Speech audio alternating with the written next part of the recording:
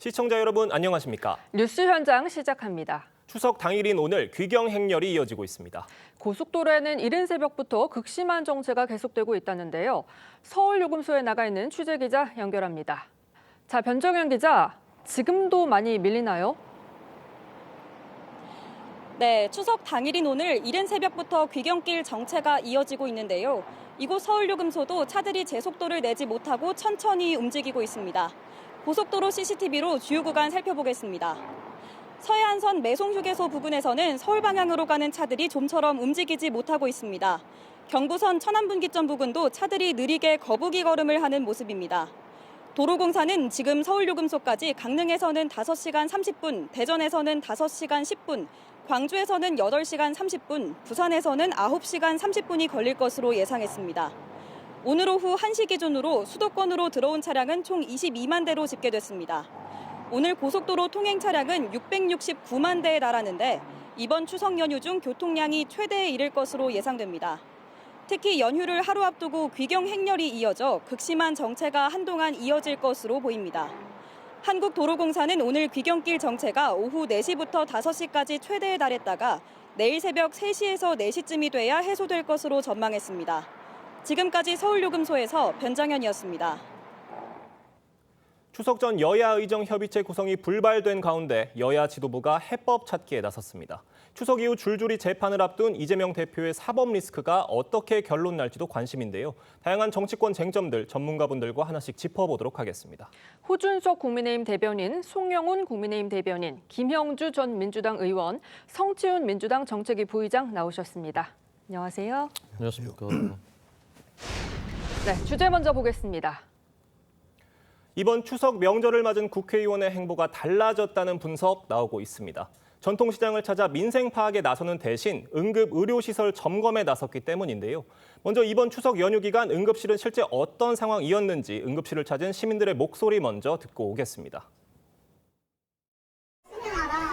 잘 모르겠어요. 지금 손님이 좀 힘들어가지고 저희는 없어가지고 경기도 있어요. 몇 도까지 올랐어요? 원래 강의 정도는 아닌데 지금 문제대가 여기밖에 없어서 지금 많이 힘들어요. 근데 너무 기다리는 게 지루하니까 지금 우리 온 게 한 3시간 됐어요. 보통 저희에게 익숙한 정치인들 모습이라고 한다면 전통시장에 가서 파 한 단, 배추 한 폭이 얼마인지 확인을 하는 그런 모습인데 이번에는 응급의료시설이나 이 관내 소방서, 경찰서 갔다고 합니다. 이유 뭐라고 보십니까? 국민들께서 지금 의료 상황에 대해서 이제 불안해하시고요. 조마조마하죠. 모든 국민들의 네. 마음이 그럴 겁니다. 저도 혹시 무슨 일이 있지 않을까 이제 계속 이제 찾아보고 점검해보고 그러거든요. 다행히도 지금까지는 전국에 409개 응급실이 있는데 407개가 네. 정상적으로 작동이 되고 있고 물론 이제 의료진들께서 필요가 워낙 누적되셨기 때문에 매우 힘든 상황임에도 불구하고 이제 헌신을 하고 계신 것 같습니다. 그리고 평소보다 당직을 자처한 그 병의원들도 더 늘었다고 하고요. 네. 시민들께서도 시민의식을 발휘하시고 계셔서 지금까지 다행히 큰 문제는 없는 것으로 이제 전해지고 있고 혹시 이제 주변에 문연병원이 어딘가 알고 싶으시면 129에 129에 전화하시든지 아니면 이제 그 응급의료 포털 또는 이제 우리가 잘 아는 포털 사이트들에 검색을 해보면 아실 수가 있다고 합니다. 이번에 무사히 잘 그 연휴를 보내고 그리고 빨리 이제 그 대화가 시작돼서 문제가 근본적으로 풀리기를 아마 모든 국민들이 바라고 계실 것 같습니다. 예, 그런데 해마다 이맘때면 사실 추석 현수막에 걸리곤 하는데요. 올해는 좀 문구가 많이 달라졌다고 하거든요.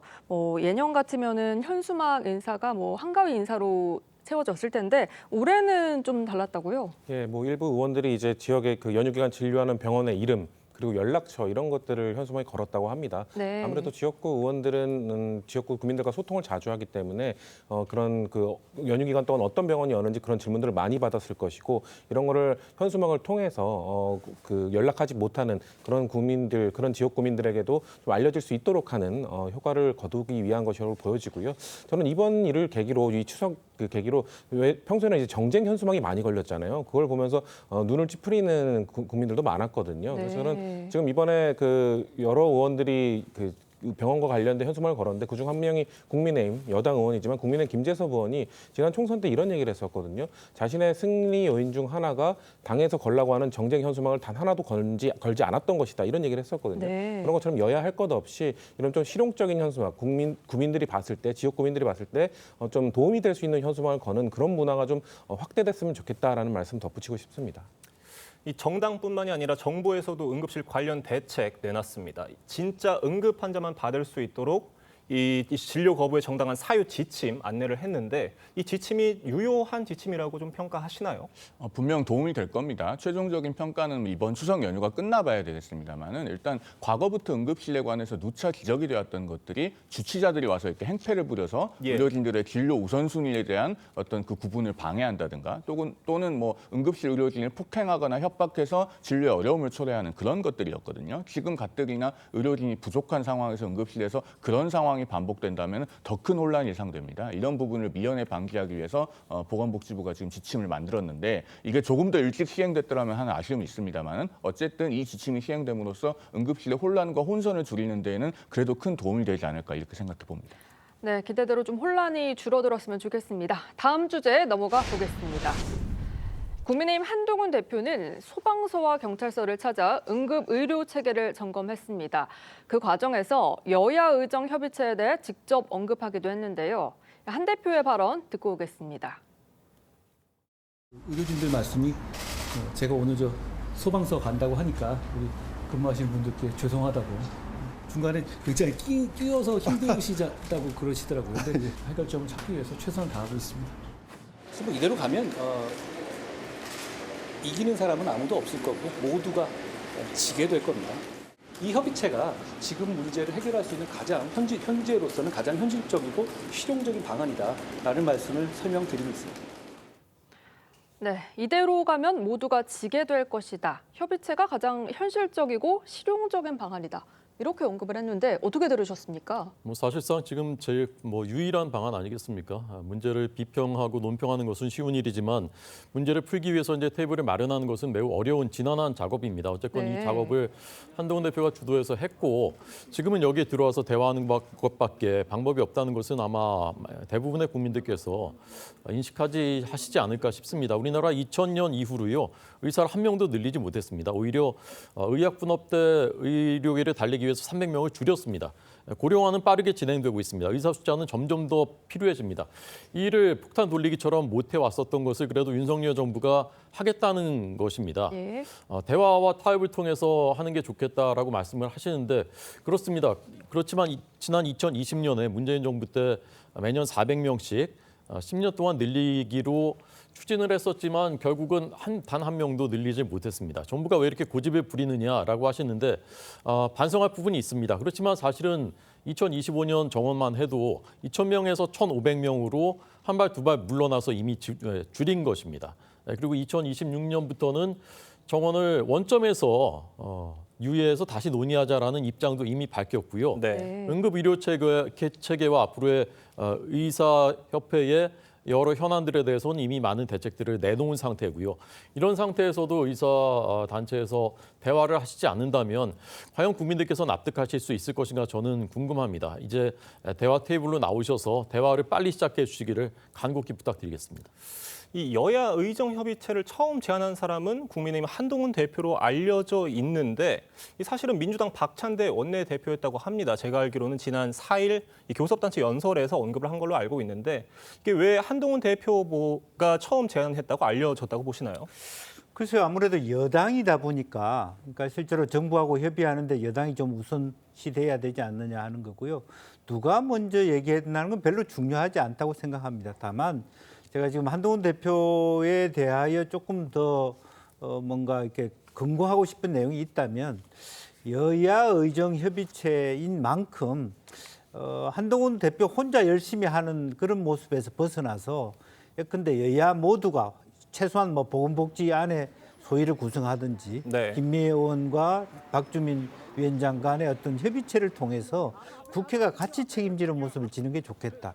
그렇지 않다 보니까 오히려 민주당으로서도 다소 소외감을 느껴서 네. 오히려 같이 힘있게 나가지 못하는 듯한 모습이 있어요. 그래서 지금 한동훈 대표는 마음이 굉장히 답답할 겁니다. 대통령 지지율, 정당 지지율, 본인 지지율 다 같이 떨어지고 있는 상황이라서 마음이 바쁘라 하더라도 모두 다 지는 게임에서 모두 다 이기는 게임으로 가기 위해서는 야당의 역할도 좀 같이 만들어서 함께 뛰는 모습을 좀 그림상으로 보여주는 그런 게 좀 필요하지 않나 그렇게 보여집니다. 네. 그런데 이런 상황에서 민주당 정청래 의원이 SNS에 올린 사진이 논란이 되고 있어요.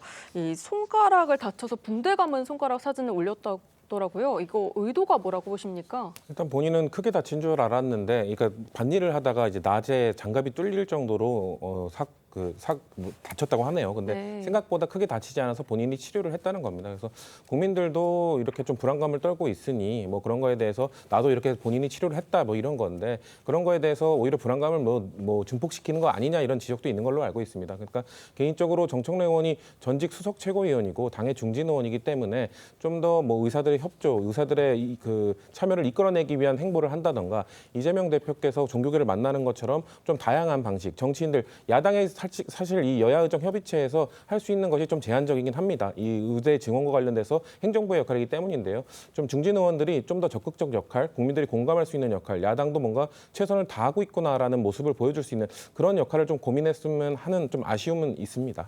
네, 그런데 이 정청래 의원님이 올린 사진이 과연 여야 의정 협의체를 구성하는 데 좀 도움이 될 수 있을까요?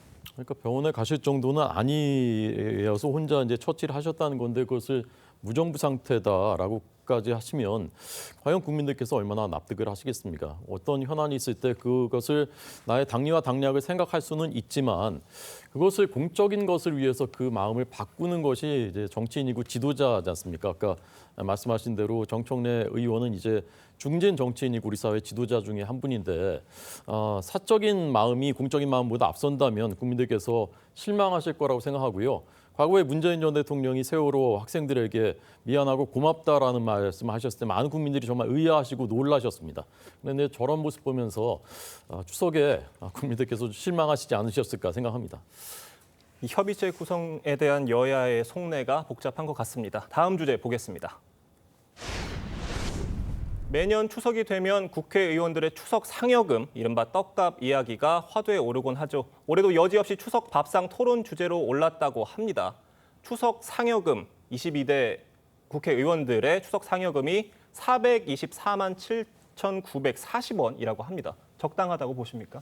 저 금액의 높고 낮음을 따지기에 앞서서 국회가 밥값을 못하고 있는 것이 문제죠. 그러니까 국회가 정말 생산성 있게 일을 하고 있으면 424만 원이 아니라 4,240만 원이 문제겠습니까? 그런데 우리 국회는 지금 민생 법안은 뒷전이고 특히나 다수당인 민주당이 계속 특검, 탄핵, 청문회에만 집착하고 있습니다. 그러면서 자, 지금 여야 의정 협의체만 해도요. 300명의 국회의원이 있으면 그 300명의 국회의원들이 각자 아는 의료계 종사자들 그리고 의료단체 간부들에게만 전화를 하고 1대1로 맨투맨으로 설득을 하고 호소를 하면은 이미 그 테이블이 저는 마련됐을 거라고 생각합니다. 안 하고 있잖아요. 이재명 대표만 해도 본인이 국회의원이고 원내 다수당의 대표인데 엉뚱하게 종교단체에 찾아갑니다. 종교단체가 사실은 중재를 이미 시도했다가 잘 안 됐다고 얘기도 하는데 굳이 찾아가서 거기다 중재를 해달라고 해요. 그게 아니고 본인이 노력을 해야죠. 이렇게 지금 국회가 제대로 된 생산성을 못 내고 있기 때문에 이 명절 상여금이 문제가 되는 것이고, 이렇게 지금 밥값을 못 하고 있는 상황이라면 뭐 국민의힘 김미애 의원을 필두로 이것을 기부하겠다고 하는 그런 행렬들도 저는 충분히 의미가 있다 그렇게 생각합니다. 네, 말씀하신 것처럼 일부 의원들은 지금 이 떡값을 두고서 소중한 혈세다 이렇게 기부를 하겠다는 움직임이 네. 보이고 있어요.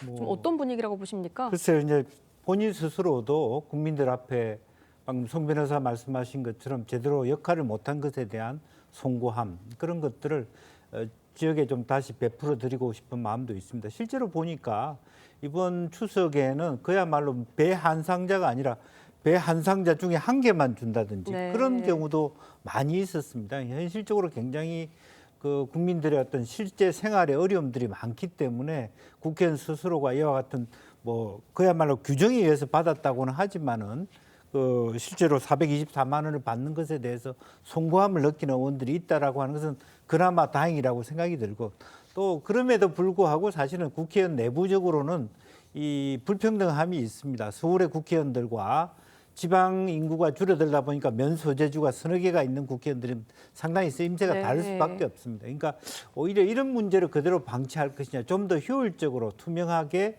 실질적인 어떤 세비 문제도 한 번쯤은 손질을 봐야 되지 않을까 그렇게 생각이 듭니다. 예. 네, 호준석 대변인님께 질문 하나만 드려볼게요. 국민의힘에서는 김미애 의원께서 좀 명절 상여금을 일부를 기부하겠다 이런 의견을 내주셨는데 당내에서는 이런 행보에 대해서 좀 어떻게 평가를 하는 분위기인가요?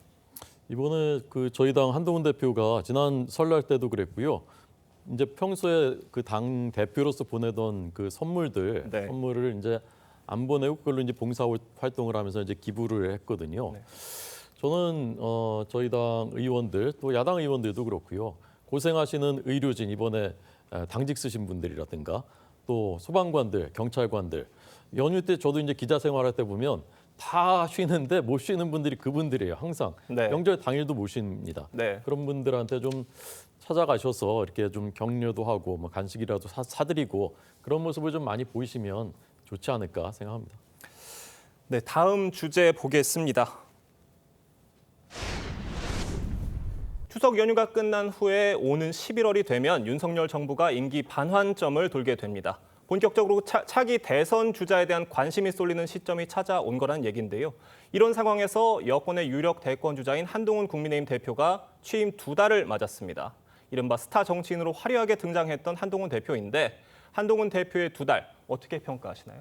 일단은 지금 어려운 현안을 회피하지 않고 풀려고 하는 그런 정치인 본연의 자세를 보여주고 있다. 저는 그렇게 생각합니다. 사실 지금 이 의료 현안은요. 정말 그 정치인으로서 이것을 중재에 나섰을 때 어떻게 보면 좋은 평가를 받기가 쉽지 않은 그런 어려운 문제입니다. 그것을 국민들께서도 이미 다 알고 계시죠. 풀기 어려운 문제니까 이게 지금 9월 중순까지 왔고 협의체 구성조차도 난항을 겪고 있지 않습니까? 그런데 한동훈 대표하고 이 문제에 관해서 직접 의견을 나눠보면 여기에 대해서 뭔가 득실을 계산하지 않고 내가 여당의 대표고 책임 있는 자리에 있는 정치인인 만큼 어떻게든 이걸 문제를 해결해야 된다는 의지가 강합니다. 그러면은 국민들께서도 그런 부분을 그 진정성을 평가해 줄 수 있는 그런 시점이 저는 올 거라고 생각합니다. 이런 어렵고 민감한 현안에 대해서 내 입장만 고수하거나 혹은 한 발 뒤로 빠져서 훈수만 두고 비판만 하는 그런 정치도 가능하지만 그게 아니고 정말로 문제의 한 복판에 뛰어들어서 이걸 해결하려고 하는 것이 정치인의 본연의 자세고 정치의 본질이다. 저는 그런 말씀을 드리고 싶습니다. 네, 성치훈 부의장님께도 여쭤보겠습니다. 한동훈 대표의 2달 어떻게 평가하십니까? 좀 박하게 평가할 수밖에 없을 것 같은데요. 윤석열 정부와 함께 지금 침몰하는 중이다라는 평가를 하고 싶습니다. 왜냐하면 한동훈 대표에게 맡겨진 임무는 윤석열 대통령의 독단적인 국정 운영의 방향을 좀 바꾸는 건데 지금 그게 이루어지지 않고 있는 것이죠. 그러니까 한동훈 대표에 대한 기대는 20년 동안 그래도 윤석열 대통령과의 연이 있었기 때문에 네. 윤석열 대통령이 뭔가 고집을 버리지 않을 때 계속해서 뭔가 독단적인 운영을 할 때 그것을 어떻게 바꾸는지 노하우가 있지 않을까, 좀 바꿔낼 능력이 있지 않을까라는 기대가 있었던 건데요. 지금 2달 동안 사실 윤석열 대통령이 한 걸음도 지금 바꾸지 않았습니다. 발걸음 돌리지 않았기 때문에 그런 평가가 지금 좀 한동훈 대표에게 박하게 이루어지고 있는 건데 지금 사실 한동훈 대표로서는 저는 사면초가에 처해 있다고 보는데 야당과도 경쟁을 해야 되는데 지금 내부에도 적이 있는 걸로 보입니다. 왜냐하면 한동훈 대표가 하는 것 건건마다 뭔가 도움을 주지 않는, 저는 여당은 집권 여당 프리미엄이라는 게 있지 않습니까? 뭔가 여당 대표가 추진하는 정책에 대해서 행정부가 좀 도와주고 이런 것들을 좀 티키타카 이른바 이런 것들을 좀 손발을 맞춰가면서 서로 상승작용을 하는 것이 집권 여당의 프리미엄인데 그런 것들을 전혀 못 살리고 있다. 전혀 못 살리는 이유는 저는 사실 모두가 알고 있지 않습니까? 한동훈 대표에게 원인이 있다기보다는 윤석열 대통령이 고집을 바꾸지 않는 것, 윤석열 대통령이 본인과 의사가 다른 뭔가 본인에 대해서 좀 반대되는 이야기를 하면 여당 대표조차 같이 식사도 안 하려고 하는, 연기하는 이런 모습들을 봤을 때 한동훈 대표에게 책임이 크지는 않지만 결국 한동훈 대표의 기대했던 모습, 대통령을 좀 바꿔내야 한다라는 그런 모습들을 충족시켜주지 못했기 때문에 그렇기 때문에 그런 것들이 좀 실망감으로 이어지지 않나라는 말씀을 조심스럽게 들어봅니다. 네, 다소 온도차가 있는 좀 평가해 주셨는데 한 대표는 지금 당 소속 의원들과 오찬과 만찬을 잇따라 하면서 좀 식사 정치를 하고 있어요. 이른바 원외 당대표의 한계를 좀 극복하려는 거 아니냐 이런 평가가 있는데 어떻게 보십니까? 추석이니까 좀 옛날 얘기 해보자면요. 옛날에 그 3당 합당에서 민주자유당이 만들어졌을 때 예. 김영삼 대표의 그 민주계가 이제 숫자는 많지 않습니다. 그렇지만 나중에 결국 대선 후보가 됐거든요. 네. 국민들한테 지지를 받고 세력을 얻으면 당내 세력은 자연히 따라오는 겁니다. 과거에 이명박 전 대통령도 똑같은 것이었습니다. 저는 한동훈 대표가 지금 이제 빌드업해가는 과정이라고 생각합니다. 근데 이제 빌드업하는데 왜 꼴이 안 나와? 왜 지금 왜 지고 있어? 이렇게 그렇죠. 우리 국민들이 좀 이제 좀 급하시기도 하고 특히 언론 더 그렇습니다. 아까 이제 성치은 부의장님은 2달 만에 침몰하고 있다고 하시지 않습니까? 이렇게 급하게 보실 때는 아니라고 생각하고요. 저는 이제 그 정책 이슈를 가지고 승부를 보고 있다. 어젠다는 격차 해소다. 우리 사회 격차 해소한다는 것에 이제 초점 맞추고 거기에 이제 금투세라든가 이런 이제 정책의 급소들을 짚고 있다고 생각하고요. 윤석열 정부와 같이 침몰하고 있다 말씀하시는데 대통령실과 이제 다른 결을 보여주지 않습니까? 지금 이제 여야 의정 협의체도 그런 소산이고요. 또 결국 대통령실에서도 큰 틀로 보면은 여기에 이제 동의하셔서 이제 같이 이제 참여하게 출범을 앞두고 있게 된 것이고요. 그래서 그런 과정을 빌드업 해나가고 있다. 조금 긴 호흡으로 지켜봐주시면 좋겠다라고 생각합니다. 네, 김 의원님께서는 식사 정치 효과가 있었다고 보십니까? 어쨌든 그 길을 가야죠. 이제 또 정치권에 들어오신 지 얼마 안 됐기 때문에 면을 넓혀가는 건 좋다고 봅니다. 이제 하나하나 이렇게 사람들 만나가는 것이 기본이고 본 정치로 가는 과정인데 다만 이제 선택과 집중을 좀 사안별로 했으면 좋겠습니다. 그동안에 말하자면 이제 그 김경수 복권 문제에 대해서 반대했다거나 최상병 특검법의 제3 대안을 얘기함으로써 당내 30%의 반대층, 본인 60% 이상 득표를 했다면 네. 그 반대층을 적극적으로 끌어안는 모습 부분에 대한 진전이 없어서 오히려 지금 이제 의료 대란 속에서 속도를 못 내는 그런 부분이 없잖아 있다. 그래서 여전히 이와 같은 그 당내 반대들을 식사 정치를 통해서 좀 면을 넓혀가는 그런 노력이 있어야 되겠다는 생각이 듭니다. 네. 야권에서는 당대표 연임에 성공한 이재명 대표가 가장 유력한 차기 대권 주자로 손꼽힙니다. 이번 추석에는 전통시장을 방문하는 민생 행보를 택했는데 어떤 말을 남겼는지 들어보겠습니다.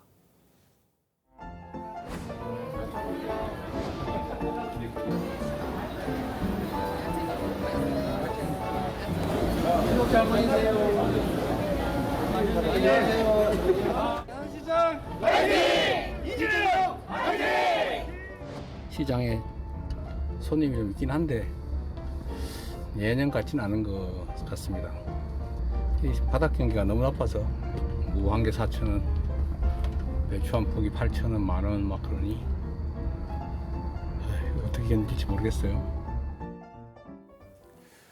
추석 연휴가 끝나면요. 민주당 이재명 대표의 형사 재판들이 줄줄이 마무리가 됩니다. 이 대표에 대한 이른바 사법 리스크가 해소가 될지 아니면 더 심화될지 관심이 쏠리는데 1심 선고 결과 이 변호사이시기도 한 송영훈 대변인님께 여쭤보겠습니다. 사실 어제도 제가 이 자리에서 그 전망에 대해서 네. 말씀드렸습니다. 선거법 위반 사건과 위증교사 사건 모두 지금 1심 판결이 유죄가 나올 가능성이 저는 매우 높다. 그렇게 전망을 하는데요. 그 사건 내적인 것은 어제 말씀드렸으니까 이제 이재명 대표가 여기에 대해서 어떻게 반응하고 있는지를 통해서 좀 추론을 해보겠습니다. 사실은 이재명 대표가 이 두 사건에 대해서 무죄를 자신하고 있다면 세 가지 반응이 나올 수가 없습니다. 첫째, 민주당에서 지금 뜬금없이 무슨 섀도우 캐빈 이야기가 나옵니다.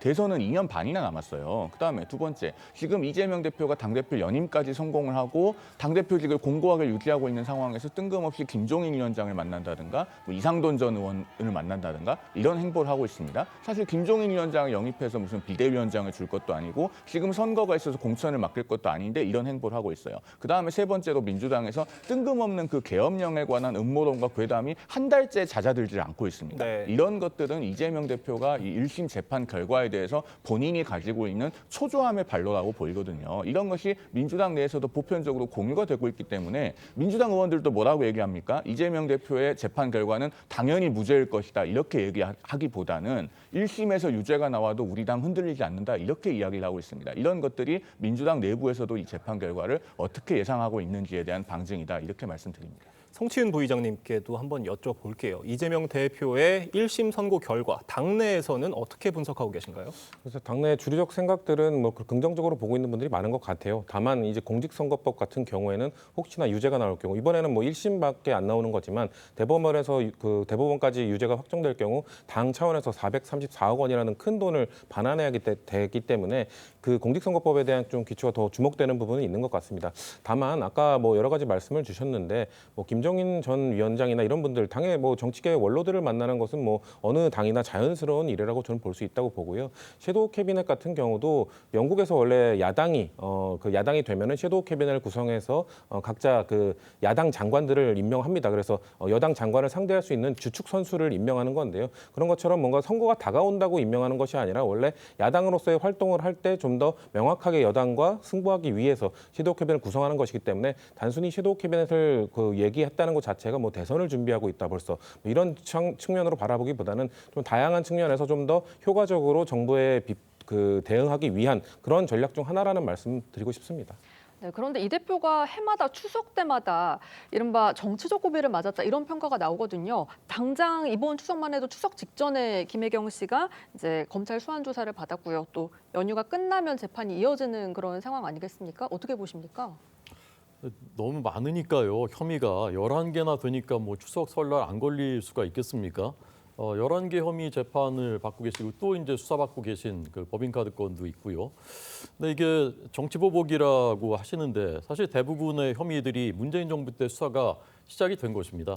저 이제 곧 1심 선고가 나온다고 하는데 이 말씀을 이제 꼭 드리고 싶습니다. 공직선거법 270조에 보면요. 1심은 6개월, 2심 3개월, 33개월에 반드시 선고해야 된다라고 명시가 돼 있습니다. 근데 지금 이 사건이 2년 됐습니다. 기소한 지가 벌써 2년 됐습니다. 이제 1심 선고입니다. 위증교사와 마찬가지입니다. 기소한 지 1년 됐는데요. 소송촉진법에 보면 여기도 역시 6개월, 3개월, 4개월에 해야 된다고 규정이 돼 있습니다. 법에 돼 있는 겁니다. 근데 법을 지금 법관들께서 지키질 않고 계신 건데 빨리 서두르셔서 이게 가든 부든 국민들한테 매우 큰 영향을 미치는 것이지 않습니까? 빨리 재판에서 결과 내주셨으면 좋겠습니다. 네, 김 의원님께서는 이게 추석 때마다 고비를 맞는 거 우연이라고 보십니까? 뭐 이렇게 뭐 추석을 넣어서 일부러 그렇게 고비를 맞게 하겠습니까? 그러니까 실제적으로 연중 내내 어떤 사법 리스크 속에 있다고 봐야 되겠죠. 다만 이제 실제적으로 이거는 어떤 검찰의 무능과 관련돼 있다고 봅니다. 하나하나를 빨리빨리 정리하지 못하고 병합하다 보니까 길어지게 되고 이런저런 사안에 따라서 결과적으로는 올여름에 끝내야 될 게 어쨌든 뭐 이재명 대표 개인의 여러 가지 어떤 단식 투쟁도 있었고 또 본의 아니게 어떤 흉기 난동도 있었고 그런 여러 가지 의제들이 걸리다 보니까 이때 추석을 앞두고 이렇게 되어 있습니다만 또 김혜경 여사 또한 그렇게 되어 있습니다만은 실제적으로 그렇기 때문에 오히려 민주당에서는 조금 그런 부분에 대해서 굉장히 어떤 예민하게 반응하는 것도 없지 않아 있지 않느냐 그렇게 보이십니다. 송영훈 대변인님 반론이 있으신 것 같은데요. 이재명 대표의 배우자 김혜경 씨 이번 9월 5일에 그 법인카드 관련해서 출석을 했는데 이것은 전형적인 헐리우드 액션입니다. 왜냐하면은 수원지검에서 김혜경 씨를 맨 처음에 출석하라고 요청을 한 게 7월 4일입니다. 그런데 그때는 안 나오다가 2달이 넘어서 9월 5일에 출석을 했거든요. 그것도 김혜경 씨하고 계속 출석 일정이 한 50일 정도 조율이 안 되니까 8월 26일에 수원지검에서 뭐라고 했냐면 그러면 서면 조사하겠다. 했더니 김혜경 씨 측에서 아니 그러면 우리가 나가겠다라고 해서 추석이 임박한 9월 5일에 나간 겁니다. 그런데 나가서 제대로 진술도 안 하고 진술 거부권 행사해서 2시간 만에 조사 중단되고 종료됐잖아요. 그렇게 해서 지금 추석 밥상에 오른 겁니다. 즉 어떤 검찰이 의도적으로 추석을 앞두고 김혜경 씨에 대한 혹은 이재명 대표에 대한 사법 리스크를 점화하고자 그렇게 부른 것이 아니라 오히려 김혜경 씨 측에서 일정을 지금 이렇게 만든 것이다라는 말씀을 팩트체크 차원에서 드립니다. 9월 안에 예정된 이재명 대표의 결심 공판을 지켜봐야 될 것 같고요. 이재명 대표의 재판을 앞두고 이른바 친명 그룹이 움직이기 시작했다고 합니다. 민주당 전 정권 탄압 대책위가 이 추석 연휴가 끝난 뒤에 문재인 전 대통령의 사절을 찾을 예정이라고 하는데요. 이른바 친명 연대가 결성될 수 있다고 보십니까?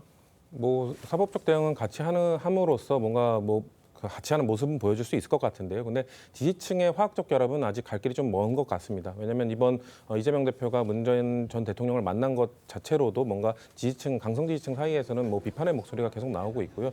마찬가지입니다.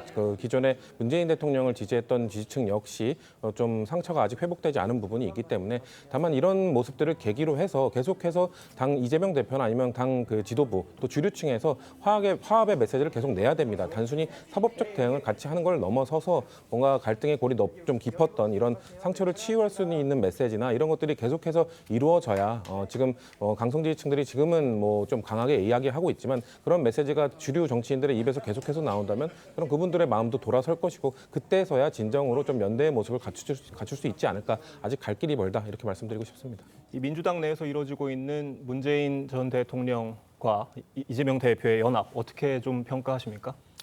그 두 분 사이에는 개인적으로도 좀 그 간극이 꽤나 오래전부터 있었고 양측 지지자들도 지지층들 사이에도 간극이 꽤나 있습니다. 지금 이재명의 민주당의 당원들의 50% 이상은 이재명 대표 이후에 그 전후로 이제 새로 가입된 분들이기 때문에 네. 당의 색깔 자체도 굉장히 많이 달라졌습니다. 지금 두 분이 이렇게 뭉치는 모습 보여주는 것은 첫 번째 이제 방탄동맹, 그다음에 이제 탄핵동맹으로 나아가고 있다라고 저는 보여지는데 앞서 말씀드린 그 원론으로 저는 돌아가고 싶습니다. 정치와 지도자라는 것은 공적인 목표, 국가와 국민을 위한 그 목표로 연대든 뭐든 했을 때 그게 국민들의 마음을 얻을 수가 있는 것이고 성공할 수 있는 것인데 사적인 이유로, 사적인 동기로 연합하고 결합한다면 그것이 성공할 수는 저는 없다고 생각합니다. 네, 민주당 내 상황과 10월 선거 상황 같이 살펴봐야 될 것 같습니다. 다음 주제도 보겠습니다.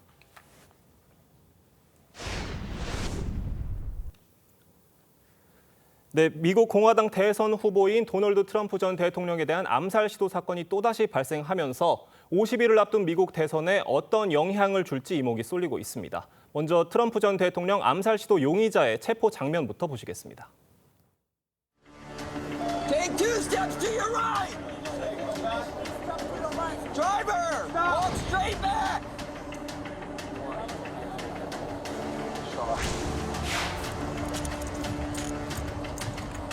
What's your name, boss? Every interaction we had with him was very welcoming and kind. You were saying he went outside and discharged the weapon? Yeah. 네, 미 당국은 범행 현장에서 이 조준경이 장착된 채로 장전된 소총을 발견을 했어요. 또 거기다 액션 캠코더까지 좀 발견이 되면서 암살 장면 생중계하려고 했던 거 아니냐 이런 추측이 나오기도 했거든요. 암살 의도가 분명히 있었다고 보시는지요? 수사 당국은 지금 그렇게 보고 있다고 합니다. 저 라이언 웨슬리 라우스라는 사람인데요. 트럼프 전 대통령이 이제 골프를 이제 치러 가는데 그 앞길 한 400m 정도까지 접근을 해서 총구를 겨누고 있다가 그것을 보고서 이제 체포에 나서니까 도주하기 시작해서 이렇게 추격전 벌이다가 붙잡힌 것이거든요. 네. 그런데 그 소총에는 말씀하신 대로 조준경까지 장착이 돼 있었고 그 지점에서 미리 숨어 있어서 조준을 하고 있었다는 점, 400m밖에 떨어져 있지 않은 저곳에 이제 조준하고 있었다는 점 때문에 수사당국은 이 사람이 트럼프 전 대통령을 노리고 있었던 것이 명백하다라고 잠정 결론을 내린 상태라고 합니다. 이 용의자는요, 하와이 출신의 50대 백인 남성으로 확인이 됐잖아요. 하지만 이 범행 동기는 아직 밝혀지지 않았는데 송영훈 대변인께 여쭤볼게요. 용의자의 과거 행적에서 범행 동기 유추가 가능합니까? 그 과거 행적이나 또 지금 용의자의 SNS를 보면은 좀 추측이 되는 부분이 있죠. 그러니까 특히나 이제 우크라이나 전쟁에 대한 입장 때문에 그런 것 같은데 이 용의자가 2016년 대선 때는 트럼프 전 대통령을 지지했던 것으로 알려져 있습니다. 그런데 2022년에는 뭐 본인 SNS에 우리 모두 크게 실망했고 뭐 당신은 더 악화하고 퇴보하는 것 같다 이런 내용을 남겼다고도 하고 그다음에 또 우크라이나 전쟁 관련해서 우크라이나 현지에서 전쟁에 참여할 사람들을 모집하려고 시도했다라는 이야기들도 전해지고 있죠. 그런데 지금 트럼프 전 대통령이 이번 미국 대선에 승리를 하면은 러시아 우크라이나 전쟁을 조기에 종전시키려고 할 것이다라는 그 관측들이 많이 있지 않습니까? 그런 것들 때문에 아마 이 범인이 결국에는 과거의 트럼프 전 대통령에 대한 지지에서 지금은 뭔가 분노로 그 마음이 바뀐 그런 것들이 영향을 미치지 않았나 싶은데 다만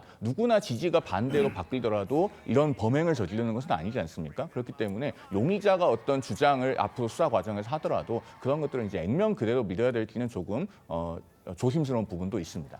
네, 그런데 이 용의자가요, 강경화 전 장관한테 SNS 메시지를 보낸 적이 있다고 하죠? 네. 이게 실제로 보면 2021년 4월인데 불행하게도 2022년 2월에 강경화 장관이 장관직을 그만둡니다. 그래서 실질적으로 이루어지지는 않았는데 워싱턴 포스트가 이 사람에 대하여 돈키호테적이라고 얘기할 정도로 왜 그렇게 보냈느냐 하면 김정은 국방위원장 하고 미국 매체하고 인터뷰를 하면 좀 생션, 제재를 좀 완화시킬 수 있지 않겠느냐. 네. 그런 어떤 뭐 인간주의적인 면을 더 김정은의 인간적인 면을 보여주는 게 더 북한한테도 높고 평화로운 부분도 있다. 이렇게 문제 제기를 한 것 같아요. 그러나 실질적으로 보면 아까 말씀드린 것처럼 강경화 장관이 2달 전에 이미 사임을 했기 때문에 이것은 이루어지지는 않았습니다. 이 용의자 남성이요, 김정은 북한 위원장을 하와이에 초청하기도 했다고 하는데 이건 어떻게 봐야 되겠습니까? 그러니까 뭐 기행이라고 봐야 될까요? 그러니까 2020년 5월로 알려져 있는데요. 그러니까 2019년 하노이 회담 결렬 이후 뭔가 미국과 북한 사이가 좋지 않지 않았습니까? 그래서 본인이 중재자 역할을 하겠다라고 나서면서 그 김정은 위원장에게 휴가를 하와이로 오라 그러면서 초대를 했다고 합니다. 당연히 이루어지지 않았고요. 근데 이뿐만 아니라 이 그 라오스라는 사람의 과거 이력들을 보면 좀 들쭉날쭉한 좀 기행 좀 특이한 이력들이 많습니다. 그 1991년 25살 때는 강간 용의자로부터 피해 여성을 구출해내서 시민 영웅으로 또 지역 신문에 소개된 적도 있고요. 2002년에는 그 대량 살상 무기 소지 혐의로 2번이나 기소됐는데 그중 한 번은 경찰들과 3시간이나 총격 대치전을 벌인 끝에 체포되기도 했답니다. 그러니까 이런 과거의 행적들만 봐도 좀 뭔가 기행이 많고 들쭉날쭉한 좀 인생을 살아온 사람이기 때문에 뭐 이런 행동까지 이어지지 않았을까라는 추측들을 하고 있는 것 같습니다.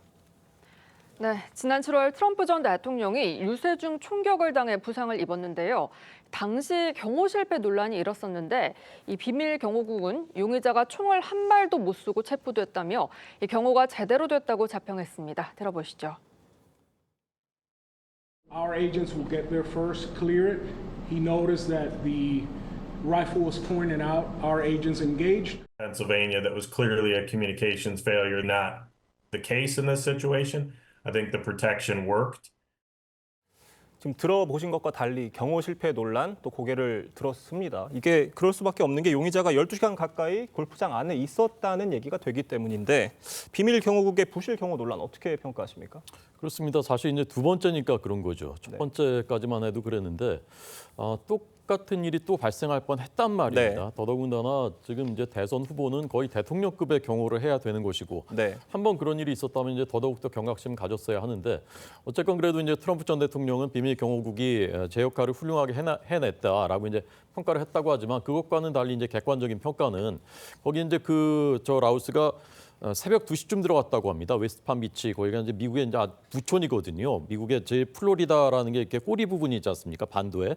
거기서 이제 제일 아랫 부분인데 거기 이제 부촌인데 원래 거기 이제 트럼프의 그 별장도 있고 골프장도 있는 그곳인데 그러니까 그냥 뭐 대중적인 곳에 갑자기 간 것이 아니거든요. 근데 새벽 2시에 들어가서 낮 2시에 발각될 때까지 거의 12시간을 거기 있었던 거예요. 그런데 이제 발견을 못했다는 것이죠. 그러니까 야 이게 이래도 되는 것인가라는 그 비판을 받을 수밖에 없는 상황인 것 같습니다. 네, 그 트럼프 전 대통령이 지난 7월에 그 유세 현장에서 총격을 당하고 나서는 그 총격당한 사진을 공개를 하면서 어떤 지지층 결집을 호소를 했었는데 이번에는 사진은 아니지만 비슷한 류의 메시지를 내놨습니다. 트럼프 전 대통령이 이 사건을 이번 대선에서 어떤 식으로 활용할 거라고 좀 보시나요? 일단 트럼프 전 대통령의 본인의 지지층이 지지 강도가 올라가는 효과는 약간 있을 수 있다고 생각합니다. 그런데 이게 이제 미국 대선 전체 판도에 큰 영향을 미칠 것인가? 저는 그 효과는 제한적으로 봅니다. 자, 이번 미국 대선을 보면요. 4번의 중요한 사건들이 있었습니다. 첫 번째가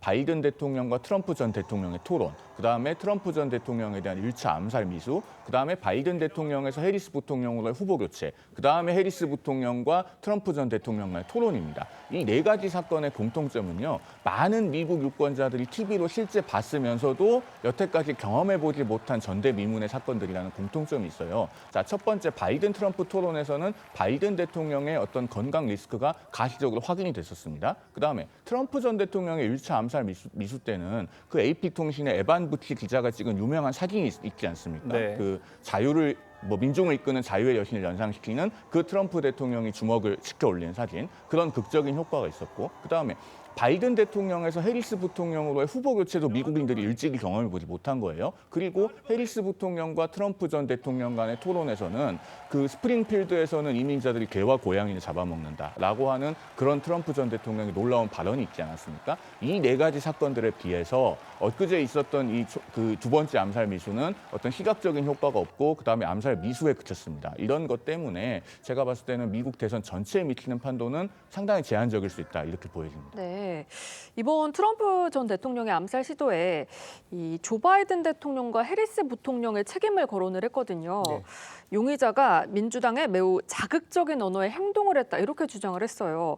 이게 어떤 의도라고 보십니까? 그렇습니다. 그동안에 이제 바이든, 해리스 두 민주당 그 대통령과 부통령, 현재 해리스 후보가 트럼프는 민주주의의 위협이다 이렇게 얘기를 하고 있었기 때문에 트럼프에 의하면 그와 같은 강한 레토릭, 그런 수사들이 이 사람으로 하여금 자기를 암살하게 된 배경이 됐다. 이렇게 핑계를 대고 있는 것 같습니다. 그래서 기본적으로 본인은 본인의 이번 사건이 어쨌든 바이든과 해리스의 강력한 어떤 그 말하자면 험담, 또 수사, 레토릭에 의해서 이루어졌다는 것으로 얘기하면서 이 상대 후보들이 매우 폭력적이고 물론 본인도 그렇게 얘기해서 나도 그 정도 세게 발언할 수 있다. 그러나 나는 자제한다. 네. 이렇게 피해갔습니다만 어쨌든 이 부분을 가지고 전체적으로 앞서서 첫 번째의 그런 어떤 그 사격이 가지고 있는 충격이나 그 이후 후폭풍 본인한테 이루어졌던 그런 어드밴티지를 갖기는 이번에는 어려울 것 같습니다. 이제 미 대선이 50일 앞으로 다가왔는데요. 이번 미 대선의 판세 좀 어떻게 분석을 하십니까? 일단 가장 최근에 있었던 TV 토론 이후에는 일단 민주당의 카멜라 해리스가 좀 승기를 잡은 것 같긴 합니다만 저는 두 가지 이유 때문에 승기를 아직 확 장담하기는 어렵다는 말씀을 드리고 싶은데 첫 번째는 미국의 독특한 선거제도 때문이죠. 그러니까 미국은 전체 선거인단 그 득표에서 이겨도 뭔가 간접 선거라는 독특한 방식을 취하고 있기 때문에 사실 트럼프가 대통령이 됐던 2016년에도 그 당시 힐러리 클린턴이 300만 표 이상을 더 받았음에도 불구하고 간접 선거라는 독특한 선거제도 때문에 패배했었거든요. 그렇기 때문에 경합주에서 누가 이기느냐가 가장 중요한 이유가 동력이 될 것 같고 두 번째는 미국의 그 유권자 등록이라는 독특한 또 선거법 때문입니다. 우리나라는 만 18세 이상이 되면 자동으로 선거권이 부여되고 선거에 참여할 수 있는데 미국은 한 단계를 더 거쳐야 됩니다.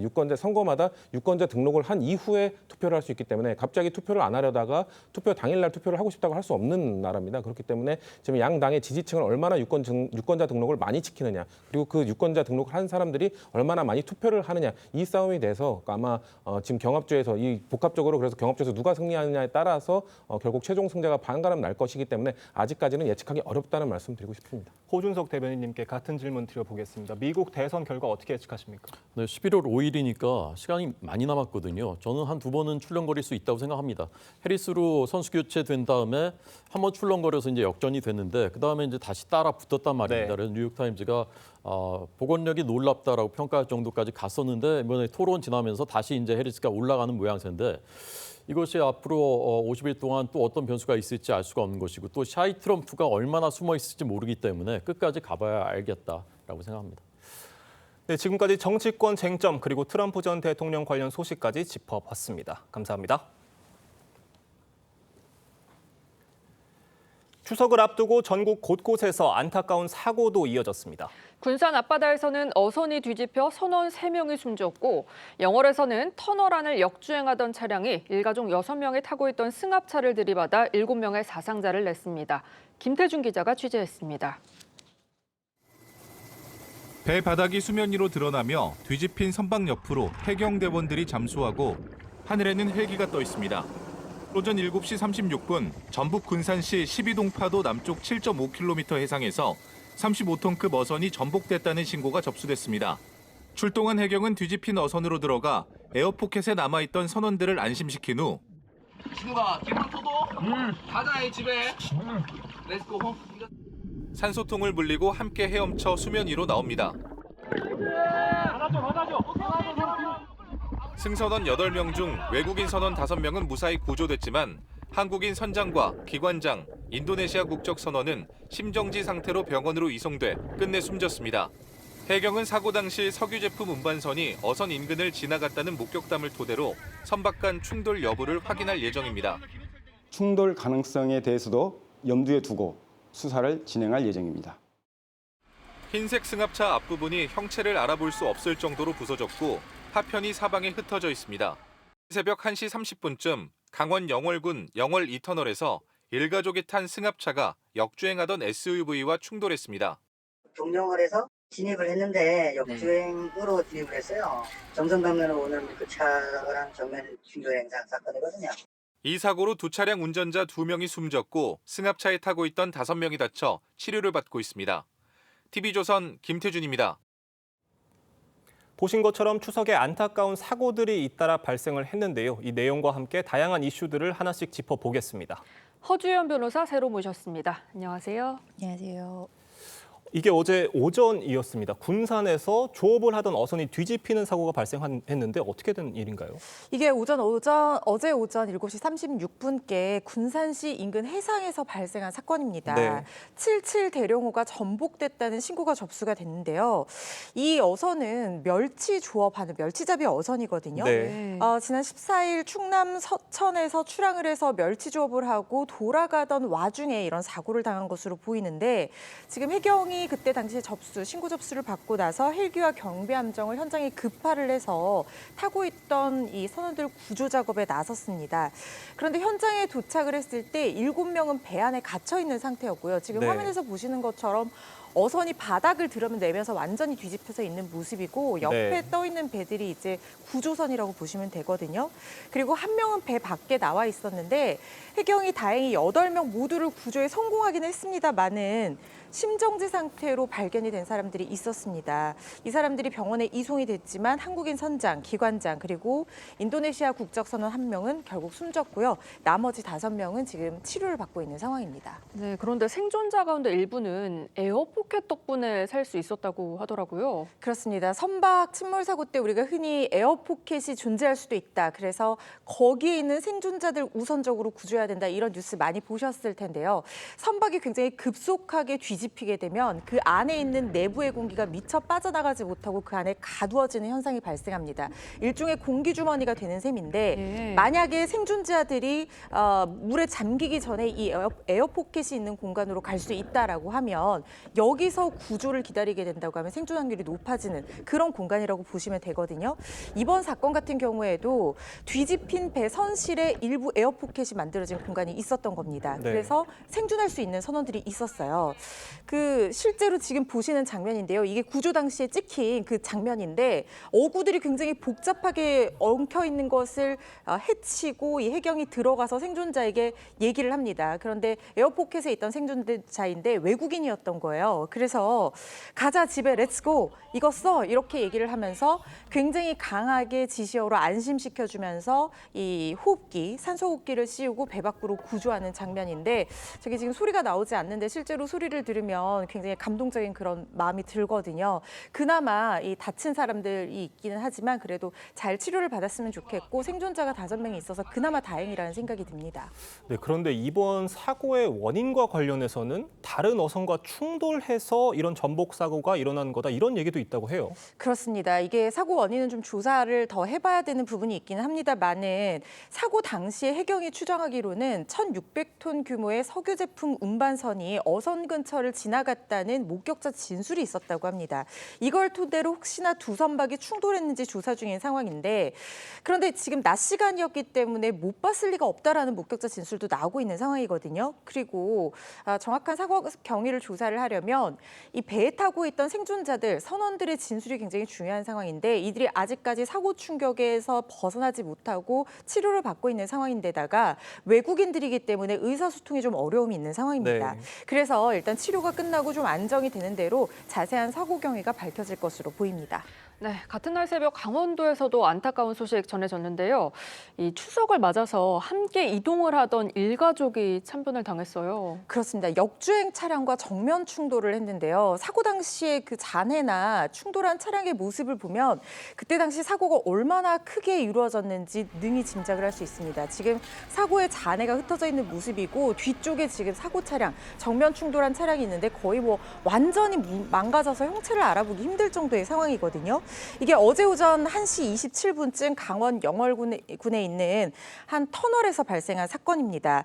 제천 방향으로 승합차가 정상 주행을 하고 있었는데요. 반대편에서 SUV 차량이 역주행을 해서 들어오면서 두 차량이 정면 충돌을 했습니다.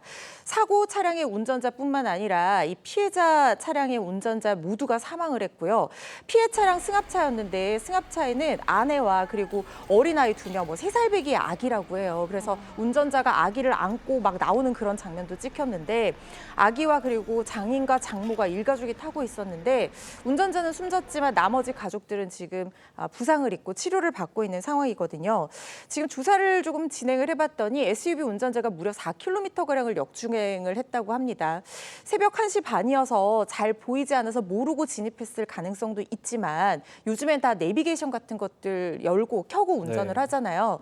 그래서 이 역주행을 하게 된 정확한 계기가 정말 착각이었는지 아니면 뭔가 다른 이유가 있는 것인지는 좀 조사를 해봐야 되는데 지금 운전자가 사망을 한 상태이기 때문에 진술로는 확인을 할 수가 없고 혈액 채취라든가 이런 것들로 음주나 약물 여부를 수사하고 있는 상황입니다. 정말 말씀해 주신 것처럼 안타까운 사고가 아닐 수 없는데 그제 오후에는요. 이 여수 해안에서 성인 5명이 조류에 휩쓸리는 사고도 있었다고 해요. 맞습니다. 15일 오후 4시 반쯤에 일어난 사고인데요. 전남 여수시에서 이 금오도 해안에서요. 30대 여성 2명이 스노클링을 하다가 강한 조류에 휩쓸렸다고 합니다. 그런데 일행들이 이 사고를 보고 이들을 구하기 위해서 바다에 들어갔어요. 근데 이 3명도 같이 조류에 휩쓸린 거예요. 외부에서 보면은 이 안에 속조류라고 해서 물살이 얼마나 센 조류가 있는지 확인을 못하는 경우도 있거든요. 이렇게 5명이 조류에 휩쓸려서 물살에 떠내려 갔는데 해경이 신고를 받고 출동을 해서 육지에서 350m가량 떨어진 해상에서 표류 중이던 이들 5명을 그나마 다행히 정말 다행이요. 전원 무사히 구조를 했다고 합니다. 네, 정말 이런 안타까운 사고들 더는 일어나지 않았으면 좋겠는데요. 오늘 이 소원 보름달 보면서 빌 수 있을까요? 앵커께서 보름달 보시면서 빌어주시면 이루어질지 않을까 하는 생각이 드는데요. 오늘 서울 기준으로요. 오후 6시 17분에 보름달 보실 수 있을 거라는 생각이 듭니다. 그렇게 예보가 나와 있거든요. 굉장히 날씨가 더워요. 이례적으로 이렇게까지 더운 추석이 있었나라는 생각이 들 정도로 가을 폭염 이어지고 있는 상황이고 곳곳에 소나기가 오기는 하겠지만 밤에는 대부분 지방에서 구름 사이로 보름달 볼 수 있다는 전망입니다. 특히 올해 추석에는요. 평소보다 밝고 큰 이른바 슈퍼문, 큰 보름달을 보실 수 있을 것 같으니까요. 서울 기준으로 6시 17분쯤 되면 이렇게 나가셔서 달맞이 하시고 소원도 빌어보시고 그러면 좋을 것 같습니다. 네, 6시 17분이라는 시간 기억하시면 될 것 같습니다. 계속해서 다음 소식도 살펴보겠습니다. 어제 오전 태풍 버빙카가 중국 상하이에 상륙했습니다. 중국도 중추절 연휴를 맞이했는데 강력한 태풍의 여객기와 여객선 등 각종 교통수단이 중단되고 이 주민 수십만 명이 대피하는 피해가 속출하고 있습니다. 태풍 피해가 얼마나 심각한지 상하이에 거주하는 우리 교민 연결해 알아보겠습니다. 자, 나와 계십니까? 네, 안녕하세요. 여기는 상하이입니다. 네, 현재 중국 어디에서 언제부터 체류하고 계신지 다시 한번 설명을 부탁드리겠습니다. 네, 현재 저는 상하이 푸동에 살고 있고요. 상하이에 거주한 지는 22년 되었습니다. 네, 지금 어느 정도 현재 상황이 어떤지 궁금한데요. 현재는 태풍이 상하이는 지나가서 현재 상하이는 맑은데요. 오늘 새벽까지, 그러니까 어제, 오늘 새벽까지는 비가 내렸었고요. 그것에 따른 여러 가지 피해 상황으로 지금 곳곳에서 복구를 하고 있는 중입니다. 네, 저희는 다음 소식으로 넘어가 보겠습니다. 어제 가수 영탁 씨가 추석 연휴를 맞아 TV조선에서 첫 단독쇼인 영탁쇼를 선보였습니다. 무려 26곡을 쉬지 않고 펼치는 역대급 무대가 펼쳐졌다고 하는데요. 화려했던 등장 보고 오시죠. 안녕하세요, 영탁입니다.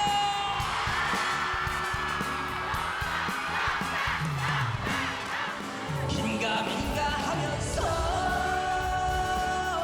조마조마하면서 설마 하면서 부대끼며 살아온 하디야디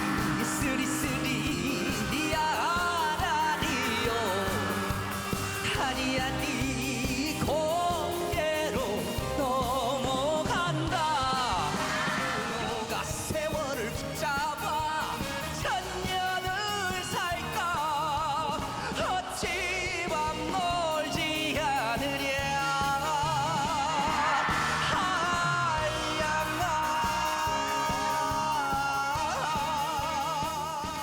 네, 그야말로 영탁이 영탁했다 이런 평가들 나오는데 엄청난 무대를 선보였다고 합니다. 네, 추석 정말 이 영탁쇼 대단했습니다. 추석 명절 종합 선물 세트라고 불릴 정도로 대단한 인기를 기록을 하고 시청자들에게 행복을 안겨줬는데요. 그래서 시청률이 말을 해주잖아요.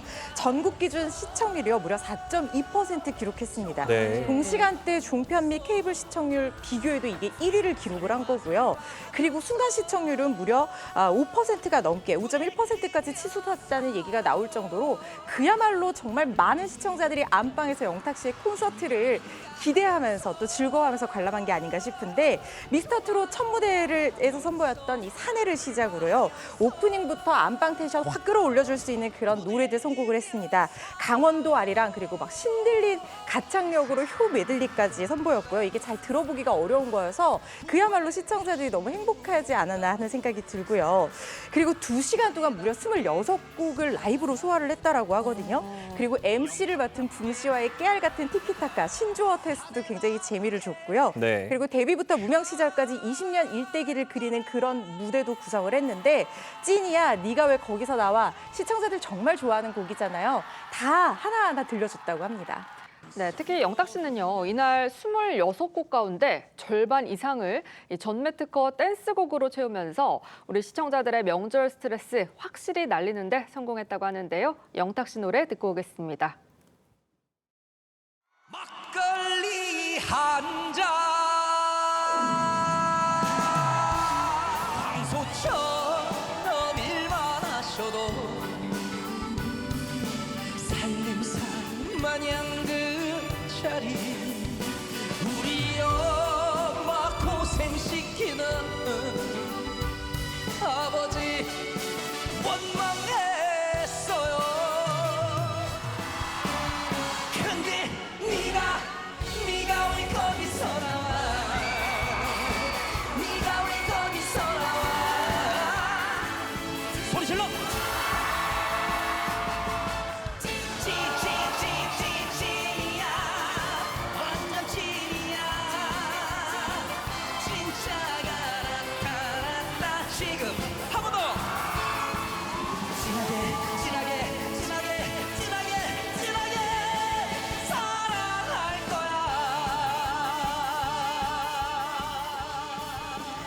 네, 그런데 이렇게 화끈하게 분위기를 끌어올린 영탁 씨가 특별한 관객의 사연에 눈시울을 붉히기도 했다고요. 네, 아마 영탁쇼 중에서 가장 감동적인 순간이 아니었을까 하는 생각이 드는데 사랑의 콜센터 시절을 떠올리게 하는 사연을 읽어주는 코너가 있었어요. 팬들 네. 사연을 읽어주고 송편도 직접 만든 송편도 선물하는 그런 코너인데 무려 5,000명의 사연이 접수가 됐습니다. 뭐 장롱 면허를 탈출해서 영탁 씨 공연을 보러 다니기 위해서 운전을 하게 된 그런 모녀의 사연도 있었고 영탁으로 탁동단결한 그런 며느리들의 사연도 있었지만 가장 눈길을 끌었던 것은요. 영탁의 노래를 들으면서 건강을 되찾은 아버지의 사연이 시청자들 당연하고요. 영탁 씨까지 눈물 짓게 만들었다고 합니다. 네. 이 영탁 씨를 향한 사랑으로 병마를 이겨냈다고 하는데 모두가 가망이 없다고 할 정도로 병세가 악화가 됐었대요. 그런데 영탁 씨 노래를 들으면서 희망과 심지어 건강까지 되찾았다고 한 거예요. 그래서 정말 녹화 현장도 감동으로 그냥 달구어졌다고 합니다. 그런데 영탁 씨가요. 목이 다하는 날까지 열심히 노래 부르고 만들도록 하겠다라고 하면서 눈시울을 붉히면서 진심을 전하기도 해서 더욱더 또 뭉클함을 더했다고 합니다. 이렇게 안방을 달군 영탁 씨에 이어서 가수 이명웅 씨도 추석 인사를 전한다고 합니다. 함께 보시겠습니다. 안녕하세요, 임영웅입니다. 올해도 벌써 이렇게 추석 연휴가 다가왔는데요. 추석 연휴 가족들과 화목한 시간 보내셨으면 좋겠습니다. 풍성한 한가위 되세요. 여러분 건강하고 행복하세요. 건행. 이명웅 씨가 항상 강조하던 건행, 건강하고 행복하세요. 이번에도 강조했다고요? 네, 우리 시청자분들도 건행하셨으면 좋겠는데요. 16일 SNS에 추석 인사를 올린 겁니다. 방금 보신 영상인데 안고 있는 강아지가 반려견 10월이에요. 같이 행복한 명절 인사 올립니다라는 제목의 영상을 올린 건데요. 네. 10월이 함께 등장을 해서 가족들과 화목한 시간 보내시고 풍성한 한가위 되세요. 여러분 모두 건강하고 행복하세요. 건행 이렇게 했거든요. 시청자 여러분들도 건행, 행복한 한가위 보내셨으면 좋겠습니다. 네, 말씀 감사합니다. 허주연 변호사님과는 여기서 인사 나누겠습니다. 감사합니다. 추석인 오늘도 폭염이 기승입니다. 서쪽 지역과 경남에는 폭염 경보가 발효 중인데요. 연휴 마지막 날인 내일도 무더운 날씨가 지속되겠습니다. 오늘 낮 최고 기온은 서울이 31도, 대구와 전주, 창원이 34도까지 오르겠습니다. 현재 레이더 영상인데요. 산발적으로 소나기 구름이 지나고 있습니다. 오늘 전국 대부분 지역에 소나기가 내리겠고 때때로 돌풍과 벼락을 동반해 요란할 수 있겠습니다. 특히 호남과 경남 내륙에는 시간당 20에서 30mm의 강도로 강하게 집중될 수 있겠습니다. 오늘 구름 사이로 슈퍼문에 가까운 보름달을 볼 수 있겠습니다. 울산은 오후 6시 6분경, 서울은 6시 17분쯤 달이 떠오르겠고요. 서울을 기준으로 자정을 조금 넘기면서 가장 높이 떠오르겠습니다. 주 후반부터 늦더위가 서서히 물러가겠습니다. 날씨였습니다. 9월 17일 화요일 TV조선 뉴스 현장은 여기까지입니다. 함께해 주신 여러분 고맙습니다.